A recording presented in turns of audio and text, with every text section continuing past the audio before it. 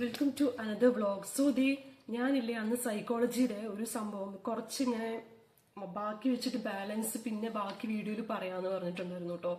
ഇതിൽ ലേണിങ്ങിൽ types of learning ഞാൻ next വീഡിയോയിൽ പറയാമെന്നായിരുന്നു പറഞ്ഞ, അങ്ങനെയായിരുന്നു എൻ്റെ ഒരു ഓർമ്മ.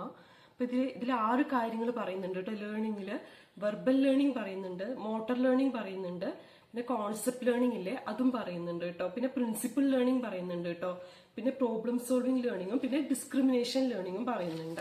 അപ്പൊ ഇതില് വെർബൽ ലേണിംഗിന്റെ ഉള്ളിൽ വരുന്ന കുറച്ച് കാര്യങ്ങളുണ്ട്. കമ്മ്യൂണിക്കേറ്റിംഗ് ത്രൂ സ്പീക്കിംഗ്, അതായത് വെർബൽ എന്ന് പറഞ്ഞാൽ എന്താ, നമ്മൾ സംസാരിച്ചുകൊണ്ട് കമ്മ്യൂണിക്കേറ്റ് ചെയ്യുന്നതിനെയാണ് വെർബൽ ലേണിംഗ് എന്ന് പറയുന്നത്.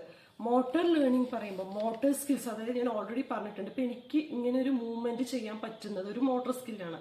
അപ്പൊ ഇതുപോലെ കുഞ്ഞുങ്ങളുടെ കാര്യങ്ങളാട്ടോ അത് പറയുന്നത്. അതായത് ചെറിയ കുഞ്ഞുങ്ങൾ ജനിച്ചു വന്ന് അവർ പഠിച്ചു വരുന്ന കാര്യങ്ങൾ, റണ്ണിങ്, വാക്കിംഗ്, പിന്നെ ഇതെല്ലാം മസിൽസിന് വരുന്ന ഒരു മൂവ്മെന്റ്സ് ആയിരിക്കും.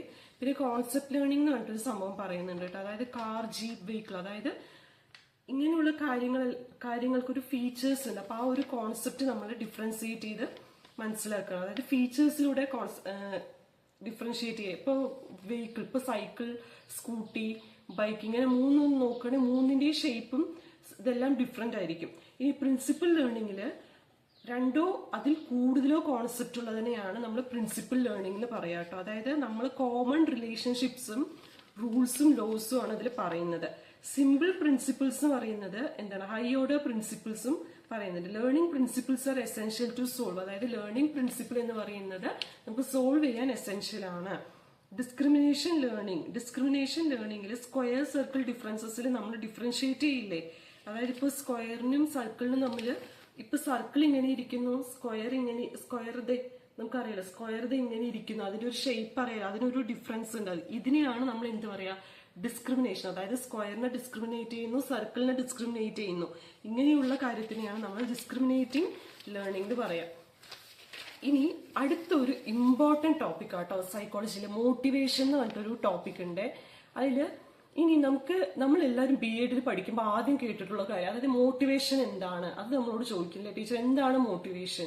അപ്പൊ നമ്മൾ എന്ത് പറയും, അപ്പൊ ടീച്ചർ തന്നെ നമുക്ക് കുട്ടികളോട് പറഞ്ഞു തരികയാണ്, അതൊരു ലാറ്റിൻ വേർഡ് ആണ്. അതായത് മോട്ടം മീൻസ് മോഷൻ എന്ന് പറഞ്ഞാൽ എന്താ, മൂവ്മെന്റ് ആണ്. അതായത് മൂവ്മെന്റ് ഇൻ ദി ഓർഗാനിസം, അതായത് ഒരു ജീവിയിൽ ഉണ്ടാവുന്ന മൂവ്മെന്റിനെയാണ് മോഷൻ എന്ന് പറയുന്നത്. ഈ motive is a particular internal factor or condition that tends to initiate and to sustain activity. ഗിൽഫോർഡിന്റെ ആക്ടിവിറ്റിനെ പറയുന്ന കാര്യങ്ങളാണ് ഇതിൽ പറയുന്നത്. A motive is a particular internal factor or condition that tends to initiate and to sustain activity. അപ്പൊ ഈ ഒരു definition നിങ്ങൾ എഴുതിയിട്ടുണ്ടെങ്കിൽ അത് പഠിച്ചു വെച്ചോളൂ കേട്ടോ. It explains why of behaviour, അതായത് ഒരാളുടെ ബിഹേവിയറിൽ വൈ എന്നൊരു കാര്യം ചോദിക്കുന്നുണ്ട്. WHY ആണ് കേട്ടോ, വൈ എന്ന ഒരു കാര്യം ചോദിക്കുന്നുണ്ട്. There can be one motive behind different actions and different motifs behind the same action. പിന്നെ ഇനി ഇതിന്റെ ഡെഫിനിഷൻ ചോദിക്കുകയാണെങ്കിൽ നിങ്ങൾ എന്ത് എഴുതണം, ഇതിപ്പോ എക്സാമിന് എഴുതണം എന്നല്ല, നമ്മളിങ്ങനെ ഡെഫിനിഷൻ ചോദിക്കുമല്ലോ, അപ്പൊ അതൊന്ന് മനസ്സിലാക്കി വെക്കുക കേട്ടോ. അതായത് motivation as an internal process that activate, guide and maintain behaviour. ഇത് പറഞ്ഞത് ബാരൻ പറഞ്ഞ ഒരു സ്റ്റേറ്റ്മെന്റ് ആണ് കേട്ടോ മോട്ടിവേഷനെ കുറിച്ചിട്ട്. അപ്പൊ അത് നോക്കുക കേട്ടോ. പിന്നെ നമുക്ക് മോട്ടിവേഷൻ വന്നിട്ട് ഇൻട്രിൻസിക് ഉണ്ട്, പിന്നെ അതുപോലെ തന്നെ എക്സ്ട്രിൻസിക് മോട്ടിവേഷൻ എന്ന് പറഞ്ഞിട്ടുണ്ട്. ഇൻട്രിൻസിക് എന്ന് പറയുന്നത് നമ്മുടെ ഉള്ളിൽ, ഇൻട്രിൻ എന്ന് പറയുന്നത് ഇന്റേണൽ ആയിട്ടുള്ളത്, അങ്ങനെ നോക്കിയാൽ മതി കേട്ടോ. പിന്നെ അതില് മോട്ടിവേഷൻ പറയുന്നത് ബിഹേവിയർ അറൈസ് ചെയ്യുന്നത് വിത്തിൻ ദ ഇൻഡിവിജ്വൽ ആണ്. അതായത് ഒരു ഇൻഡിവിജ്വലിന്റെ ഉള്ളിലാണ് ഒരു ബിഹേവിയർ എന്ന് പറയുന്നത് അറൈസ് ചെയ്ത് വരുന്നത്. The activity is in itself interesting and absorbing. അതായത് ഇതിൽ വരുന്ന ആക്ടിവിറ്റി പറയുന്നത് എന്താണ്, ഇൻട്രസ്റ്റിംഗ് ആയിരിക്കും, അതുപോലെ തന്നെ അബ്സോർബിംഗ് ആയിരിക്കും എന്നാണ് പറയുന്നത്. It is long lasting and really satisfying. ഇത് ഇൻട്രിൻസിക് മോട്ടിവേഷനിൽ വരുന്ന കാര്യങ്ങളാട്ടോ. It create spontaneous attention and interest, അതായത് സ്പോണ്ടേനിയസ് ആയിട്ടുള്ള ഒരു അറ്റൻഷനും അതുപോലെ തന്നെ ഇൻട്രസ്റ്റും ഇത് ക്രിയേറ്റ് ചെയ്യുന്നു.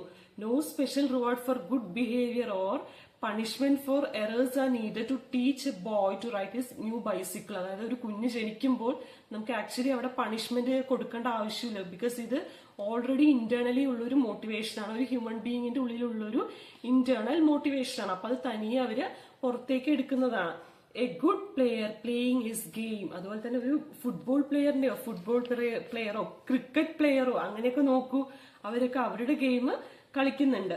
പിന്നെ അതുപോലെ തന്നെ എന്താണ് എക്സ്ട്രിൻസിക് മോട്ടിവേഷൻ എന്ന് പറയും. എക്സ്ട്രിൻസിക് മോട്ടിവേഷൻ എന്ന് പറയുന്നത് എന്താ?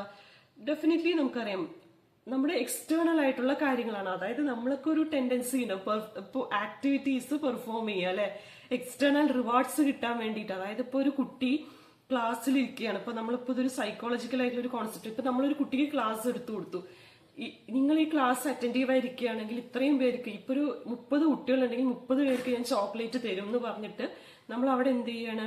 അവിടെ അവരെ റിവാർഡ്സ് കൊടുക്കുകയാണ്, അല്ലെങ്കിൽ റിവാർഡ്സ് കൊടുക്കുന്നു. ഇതൊരു റിവാർഡാണ്. അതുപോലെ മാർക്ക് കിട്ടുന്ന സമയങ്ങളിൽ ചോക്ലേറ്റ് കൊടുക്കുന്നു. ഇതിങ്ങനെ കൊടുക്കുമ്പോൾ കുട്ടികളിലേക്ക് ഒരു മോട്ടിവേഷൻ വരണം. ഓ, നെക്സ്റ്റ് ടൈം എനിക്ക് ടീച്ചർ ചോക്ലേറ്റ് തരും. അപ്പൊ ആ ഒരു ഇതിൽ അങ്ങനെ കുട്ടികൾ പഠിക്കുക കേട്ടോ ചെയ്യുക.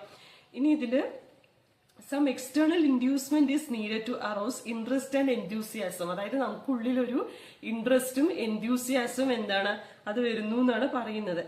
Incentives are only means to ends, not ends in themselves.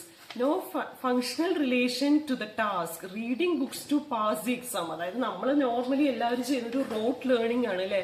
അതായത് നമ്മൾ കോൺസെപ്റ്റ് മനസ്സിലാക്കി പഠിക്കുന്നില്ല. അപ്പൊ കോൺസെപ്റ്റ് മനസ്സിലാക്കി പഠിക്കുന്ന കാര്യങ്ങളെ കുറിച്ച് നമ്മൾ കുട്ടികൾക്ക് ഇന്ന് പറഞ്ഞു കൊടുത്താൽ അത്രയും നല്ലതായിരിക്കും കേട്ടോ. പിന്നെ അതുപോലെ തന്നെ കോമൺ ഫോംസ് ഉണ്ട്, purposive striving, goals and ideals, knowledge of results, punishment and rewards, praise and blame. ഇതൊക്കെ ഒരു എക്സ്ട്രിൻസിക് മോട്ടിവേഷനിൽ വരുന്ന കാര്യങ്ങളാട്ടോ. ഇനി അച്ചീവ്മെന്റ് മോട്ടിവേഷൻ എന്ന് പറഞ്ഞിട്ടൊരു കാര്യമുണ്ട്. ഇതിൽ വന്നിട്ട് എന്താണ്, നമ്മൾ റിയലിസ്റ്റിക് ആയിട്ടുള്ള ഗോൾസ് അറ്റൈൻ ചെയ്യുന്നതിനെയാണ്. അതായത് സത്യസന്ധമായിട്ട് അറ്റൈൻ ചെയ്യുന്ന ഗോൾസ് ആട്ടോ ഇതെല്ലാം. It may be defined as energisation and direction of competence, relevant behaviour or why and how people strive toward competence. അതായത് എങ്ങനെയാണ് സക്സസിന് വേണ്ടി നമ്മൾ കോമ്പീറ്റ് ചെയ്യുന്നത്. പിന്നെ അതുപോലെ തന്നെ ഇൻകോമ്പീറ്റൻസും പറയും. അതായത് കോമ്പീറ്റൻസും ഇൻകോമ്പീറ്റൻസ് രണ്ട് കാര്യങ്ങളാട്ടോ. കോമ്പീറ്റൻസ് എന്ന് പറയുമ്പോൾ അതിന്റെ ഉള്ളിൽ പെടുന്ന ഒരു കാര്യമാണ് സക്സസ് എന്ന് പറയുന്നത്. പിന്നെ ഇൻകോമ്പീറ്റൻസ് എന്ന് പറയുമ്പോൾ അതിൽ പെടുന്ന ഒരു കാര്യമാണ് ഫെയിലിയർ എന്ന് പറയുന്നത്. പിന്നെ അതുപോലെ തന്നെ characteristics of achievement motivation. Achievement മോട്ടിവേഷന്റെ കുറച്ച് ക്യാരക്ടറിസ്റ്റിക്സും മോട്ടിവേഷൻ എന്ന് പറയുന്ന യൂണിറ്റിൽ ചോദിക്കുന്നുണ്ട്. അപ്പൊ ഇതിൽ എന്തൊക്കെയാ പറയേണ്ടത്? ഇന്നവേറ്റീവ് ആൻഡ് എൻഗേജിങ് ടാസ്ക്സ് ആണ് പറയുന്നത്. പിന്നെ അതുപോലെ തന്നെ പ്രിസൈസ് ഗോൾ സെറ്റിംഗ് ആയിരിക്കണം. പിന്നെ ഫ്യൂച്ചർ ഓറിയന്റഡ് ആയിട്ടുള്ള ഒരുപാട് കാര്യങ്ങളുണ്ട്. പിന്നെ നമ്മൾ അക്കംപ്ലിഷ്മെന്റ് ചെയ്യുന്നത് റിവാർഡ്സ് ടാഞ്ചിബിൾ ആണോ ഇൻടാഞ്ചിബിൾ ആണോ എന്ന് കൂടി നോക്കുക കേട്ടോ. പിന്നെ it prefers working alone to group works, demands regular feedback from the superiors, calculate risk of the task beforehand, have strong mind setting to accomplish the given task, believe in excellence, high performances. ഇതൊക്കെ നമ്മുടെ achievement മോട്ടിവേഷനിൽ വരുന്ന കാര്യങ്ങളാട്ടോ. ഇനി importance of achievement motivation എന്തൊക്കെയാ നോക്കിയാലോ. അതിൽ വന്നിട്ട് risk prosperity ഉണ്ട്, പിന്നെ ഇന്നോവേറ്റീവ് ആൻഡ് എൻഗേജിങ് ടാസ്ക്സ് ഉണ്ട്. പിന്നെ എന്താണ് അത് എന്തൊക്കെയാണ് എൻഹാൻസ് ചെയ്യാൻ ശ്രമിക്കുന്നത്? ഇന്റേണൽ ആയിട്ടുള്ളൊരു locus of control. Locus control location, the control and responsibility for own decision and behavior. It need for precise and setting of students. It help to predict students future. അതായത് സ്റ്റുഡൻസിന്റെ ഫ്യൂച്ചറിന് വേണ്ടിയിട്ട് അത് success ആവാം failure ആവാം, അതിന് വേണ്ടിയിട്ടാണ് അത് നോക്കുന്നത്. പിന്നെ prediction of failure can give special training programme for achievement. How to develop AM എന്ന് പറയുന്നത് അച്ചീവ്മെന്റ് മോട്ടിവേഷനെ ഷോർട്ട് ഫോം ആക്കിയിട്ട് ഞാൻ എഴുതിയതാട്ടോ. എനിക്ക് കിട്ടിയ ക്ലാസ്സിൽ ഞാൻ അങ്ങനെ എഴുതിയിട്ടുണ്ടായിരുന്നേ. The home, school, society play an important role in the development of achievement motivation. അതായത് അച്ചീവ്മെന്റ് മോട്ടിവേഷനിൽ ഒരു വീട്, അതുപോലെ ഒരു സമൂഹം, ഒരു സ്കൂള്, ഇതെല്ലാം എന്താണ് ഒരു കുട്ടിയുടെ അച്ചീവ്മെന്റ് മോട്ടിവേഷന്റെ ഡെവലപ്മെന്റിന് പിന്നിൽ ഒരുപാട് പ്രവർത്തിക്കുന്നുണ്ട്. Early training at home. അതായത് കുഞ്ഞുങ്ങള് എവിടെ നിന്നാണ് ആദ്യം പഠിക്കുന്നത്? വീട്ടിൽ നിന്നാണ് പഠിക്കുന്നത്. പിന്നെ പാരന്റൽ എക്സ്പെക്ടേഷൻസ് ഉണ്ടാവുന്നു. ഗൈഡൻസ് റിസീവ്ഡ് അതായത് കുഞ്ഞുങ്ങൾക്ക് കുഞ്ഞുനാൾ മുതലേ കിട്ടുന്ന ഗൈഡൻസിനെ കുറിച്ച് പറയുന്നുണ്ട്. Social philosophy of society. Every society follows certain rules and regulations. അതായത് ഓരോ സൊസൈറ്റിയും ഓരോ റൂൾസ് ആൻഡ് റെഗുലേഷൻസ് ആണ് ഫോളോ ചെയ്തു പോകുന്നത്. അതായത് ഇപ്പൊ നമ്മുടെ കേരളത്തിലെ പോലെ ആവണമെന്നില്ല, തമിഴ്നാട് പോലെ ആവണമെന്നില്ല, ആന്ധ്ര പോലെ ആവണമെന്നില്ല, ബംഗാൾ, അങ്ങനെ ഓരോരോ സംസ്ഥാനങ്ങളിൽ തന്നെ ഒരു വ്യത്യാസം വരുന്നുണ്ട് അല്ലെ. അതായത് ഒരു കൾച്ചറൽ ആയിട്ടാണെങ്കിലും പല രീതിയിലാണെങ്കിലും സോഷ്യൽ ഫാക്ടേഴ്സ് ഒക്കെ ഡിഫർ ചെയ്ത് വരുന്നുണ്ട്. Stories of great men and their achievements. അതായത് ഒരുപാട് വലിയ വലിയ ആളുകളുടെ കഥകളൊക്കെ പറഞ്ഞുകൊണ്ട് നമ്മൾ എന്ത് ചെയ്യുന്നു? കുട്ടികളെ മോട്ടിവേറ്റ് ചെയ്യുന്നുണ്ട്. പിന്നെ അതുപോലെ തന്നെ എന്താണ് proper environment in class room. ഒരു ക്ലാസ് റൂം എപ്പോഴും നല്ല നീറ്റ് ആയിട്ട്, അതായത് ഇപ്പോൾ നമ്മളൊരു LKG ക്ലാസ്സിലേക്ക് എങ്ങനെയാണ്, അതായത് നമുക്ക് ആ കുട്ടികളുടെ പ്രായം അനുസരിച്ച് വേണം നമ്മൾ എന്ത് ചെയ്യണം ആ ഒരു എൻവയോൺമെന്റ്, ക്ലാസ് റൂം എൻവയോൺമെന്റ് പറയുന്നത് കൺസ്ട്രക്ട് ചെയ്യണം. അതായത് കുട്ടികൾക്ക് ആ പ്രായത്തിൽ ഇപ്പൊ ഒരു 5, 4 അല്ലെങ്കിൽ 3.5 വയസ്സ് അങ്ങനെയുള്ള കുട്ടികളൊക്കെയാണ് ഇപ്പൊ വരുന്നത്, അല്ലെങ്കിൽ ആ ഒരു 6 വയസ്സായ കുട്ടികൾ, 7 വയസ്സായ കുട്ടികൾ, ഇങ്ങനെയുള്ള കുട്ടികൾക്കൊക്കെ വരുമ്പോൾ നമ്മൾ കളർഫുൾ ആയിട്ട് അട്രാക്റ്റീവ് ആയിട്ട് ക്ലാസ് റൂം, അതായത് പഠനം അത്രയും അട്രാക്റ്റീവ് ആയിട്ട് കുഞ്ഞുങ്ങളിലേക്ക് എത്തിക്കുക. അതായത് അങ്ങനത്തെ ഒരു രീതിയിലാണ് നമ്മൾ എന്ത് ചെയ്യുക, ഒരു പ്രോപ്പർ എൻവയോൺമെന്റ് കുഞ്ഞു ക്ലാസ്സുകളിൽ എത്തുക. അതേസമയം നമ്മൾ വലിയ ക്ലാസ്സുകളിൽ എത്തുമ്പോൾ അതനുസരിച്ച് അവരുടെ ബുദ്ധിയുടെ വികാസം, അതായത് മെച്യൂരിറ്റിയുടെ വികാസം ഒക്കെ അനുസരിച്ച് നമ്മൾ അത് മാറ്റുന്നു.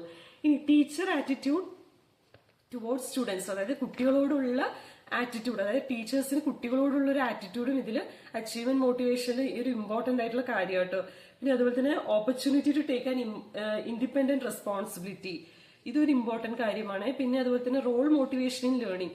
ഇനി റോൾ മോട്ടിവേഷൻ ലേണിംഗിൽ സെൻട്രൽ പൊസിഷൻ എന്ന് പറയുന്നത് ടീച്ചിങ് ലേണിംഗ് പ്രോസസ്സാണ് കേട്ടോ. അതായത് നമ്മൾ ടീച്ചിങ് ലേണിംഗ് പ്രോസസ്സാണ്. അതായത് fundamental aim of motivation is to stimulate and facilitate learning activity. Motivation is the heart of learning. Motivating the students is essential to make classroom instruction effective. അതായത് നമ്മൾ class റൂമിൽ ഒരു ഇൻസ്ട്രക്ഷൻ കൊടുക്കുമ്പോൾ അത് എപ്പോഴും എഫക്റ്റീവായിട്ട് സാധിക്കുകയാണെങ്കിൽ നമ്മളൊരു we are a good teacher എന്ന് പറയാം. Learning becomes effectiveness and pleasant only when children are motivated. അതായത് നമ്മൾ കുട്ടികളെ എന്ത് ചെയ്യണം, മാക്സിമം മോട്ടിവേറ്റ് ചെയ്യുക, ക്ലാസ് റൂമിൽ മോട്ടിവേറ്റ് ചെയ്ത് പഠിക്കുക കേട്ടോ. പിന്നെ അതുപോലെ തന്നെ motivation encourage participation of the learner. അതുപോലെ തന്നെ ലേണറിന്റെ പാർട്ടിസിപ്പേഷൻ കൂടി ഇതിൽ ഇമ്പോർട്ടന്റ് ആണ്. ലേണർ എന്ന് പറയുന്നത് എന്താണ്, ആരാണോ പഠിക്കുന്നത്, അതായത് ടീച്ചർ പറഞ്ഞു കൊടുക്കുന്ന പാഠങ്ങൾ ആരാണോ പഠിക്കുന്നത്. ഇപ്പൊ എനിക്കൊരു ടീച്ചർ അവിടെ നിന്ന് പറഞ്ഞു തരികയാണ്, അപ്പൊ ഞാൻ കേട്ട് പഠിക്കണം. അപ്പൊ എന്റെ പാർട്ടിസിപ്പേഷൻ എന്ന് പറയുന്നതിനെ എൻകറേജ് ചെയ്യുന്നത് ആരാണ്, അവിടെ നിൽക്കുന്ന ടീച്ചറാണ്. അതുപോലെ തന്നെ എന്താണ്, motivation of learning activities helps a people to concentrate on what he is doing and thereby to gain satisfaction. അതായത് ഞാനിപ്പോ മോട്ടിവേഷൻ കൊടുക്കുന്നത് നമ്മൾ ഓരോ ആക്ടിവിറ്റീസ് പഠിക്കാനായിട്ട് നോക്കുക കേട്ടോ. പിന്നെ അതുപോലെ കണ്ടിന്യൂസ് ആയിട്ടുള്ള മോട്ടിവേഷൻ കൊടുക്കുക കേട്ടോ. കണ്ടിന്യൂസ് ആയിട്ട് കൊടുക്കുമ്പോൾ എന്താണ്, ഇത് നമുക്ക് ലേണേഴ്സിന് കോൺസെൻട്രേറ്റ് ചെയ്യണം, അതായത് ആ പാഠങ്ങൾ വീണ്ടും വീണ്ടും പഠിക്കാനായിട്ട് അവർക്ക് കോൺസെൻട്രേറ്റ് ചെയ്യാനായിട്ട് പറ്റുന്നു കേട്ടോ.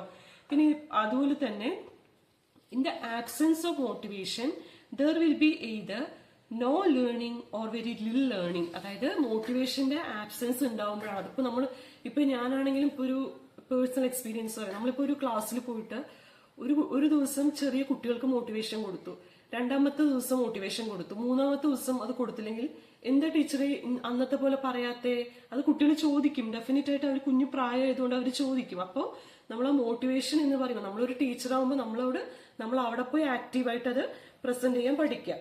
Sufficient motivation will be release energy for the continuation of the process of learning.